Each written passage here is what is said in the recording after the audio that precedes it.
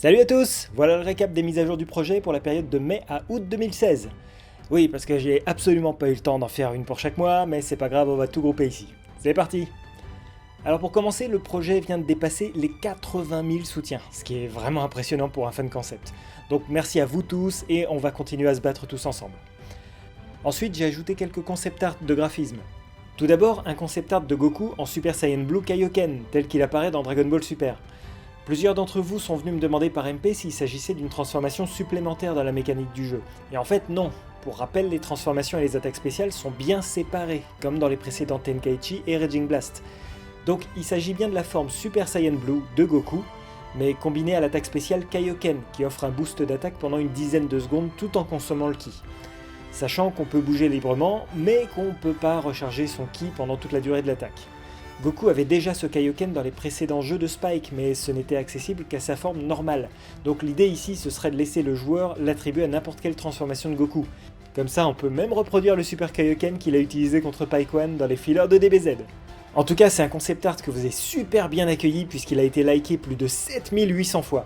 Donc merci pour votre enthousiasme et n'hésitez pas à faire tourner pour faire connaître le projet. Un concept art avec C19 et C20 a aussi rejoint la galerie, ainsi qu'un autre de Trunks du futur version Dragon Ball Super, et un dernier de Black Goku. Alors, concernant ces deux derniers, petite précision. Comme vous l'avez vu, je les ai pas encore ajoutés aux planches sur le roster ni à celles sur les costumes. J'ai fait ces concept art parce que vous êtes nombreux à les vouloir dans un jeu vidéo Dragon Ball. Donc vous demandez en masse, j'ajoute. Par contre, j'attends de voir comment DB Super évolue afin de décider de la mécanique. Pour l'instant, je pense ajouter ce Trunks en tant que costume du Trunks DBZ avec épée, et ajouter Black en tant que personnage séparé. Mais vu que Black semble être un Zamasu de futur qui aurait pu emprunter le corps de Goku, je vais attendre encore un petit peu. Wait and see. Un nouveau concept art concernant le gameplay a été ajouté. Beaucoup de fans sont très frustrés qu'il n'y ait pas de duel de rayons dans la franchise Xenoverse. Il se trouve que le projet Raging Blast 3 le propose, et je me suis dit qu'il fallait absolument le mettre en image. A noter que le duel de Kikoa se poursuit jusqu'à ce qu'il y ait un vainqueur, donc c'est pas comme dans Tenkaichi ou Raging Blast où le duel prend fin automatiquement au bout de quelques secondes, même si on n'a pas tourné les sticks. Là on peut se retrouver à faire un bras de fer super long tant que les joueurs tiennent bon. Comme dans Budokai 3 et Burst Limit d'ailleurs. J'ai également ajouté deux nouvelles planches au cahier des charges, une reprenant la visite virtuelle du menu principal que je vous avais proposé dans une précédente vidéo, et une autre sur les paramètres écran avec la possibilité de choisir son hub de combat.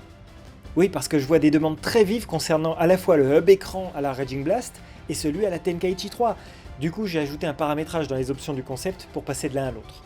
On peut aussi carrément virer le hub pour dégager la vue, comme dans Budokai 3. J'ai traduit ces deux nouvelles planches en anglais et français, vous pouvez donc les retrouver dans les galeries correspondantes. Et dernière chose, après beaucoup de travail, la version portugaise du projet est en ligne. Je voudrais remercier très chaleureusement Romulo Stroza pour son aide parce que c'est lui qui a traduit le texte des 60 planches et j'ai eu qu'à le mettre en forme derrière. Donc le projet est maintenant lisible en anglais, en français et en portugais. Et d'autres versions sont en cours de traduction avec l'aide d'autres fans. Je vous en parlerai quand elles seront terminées.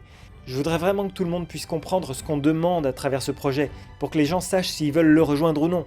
Donc pour les nouvelles versions, je vous tiendrai au courant. Avec tout ça, j'ai pas encore eu le temps de m'occuper du site internet. Mais bon, c'est un mal pour un bien. Bah ouais, quitte à faire un site, autant qu'il propose directement le projet en plusieurs langues. Donc j'attends d'avoir assez avancé avec les traductions pour lancer le site. Alors, pas de panique, j'ai pas oublié, c'est juste reporté. Bon, c'est tout pour cette fois. Comme toujours, si vous êtes comme moi et que vous voulez un jeu avec un gameplay Tenkaichi, des graphismes animés et un mode histoire complet et fidèle, venez ajouter un like à la page Facebook DBRB3 Project. L'objectif reste le même, convaincre Bandai Namco de le produire. À la prochaine!